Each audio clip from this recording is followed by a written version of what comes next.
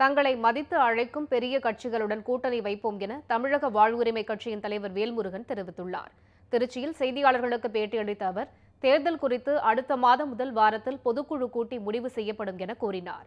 மேலும் தமிழகத்தில் உள்ள அரசு பணிகளில் அதிக அளவில் வடமாநிலத்தவர்கள் பணியமர்த்தப்பட்டுள்ளதாக கூறிய வேல்முருகன், இதனை கண்டித்து வரும் 28ஆம் தேதி சென்னையில் பேரணி நடத்த உள்ளதாகவும் தெரிவித்தார்.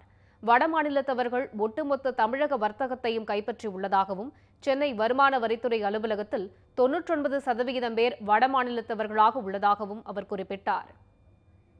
எங்களை பொறுத்த அளவில் உங்களுக்கு தெரியும், கடந்த சட்டமன்ற தேர்தலில் கூட அம்மையார் ஜெயலலிதா அவர்கள் எங்களை அழைத்து கொடுத்த 2 சீட்டுகளை கூட வேண்டான்னு சொன்னோம்.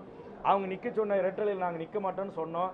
எங்களுக்கு மக்களுக்கு நாங்கள் கொடுத்த கோரிக்கையின் அடிப்படையில் தான் நாங்கள் தேர்தலில் யாரை ஆதரிப்பது, யாரோடு கூட்டு சேர்ந்து போட்டியிடுவது என்பதையெல்லாம் குறித்து நாங்கள் முடிவெடுப்போம்.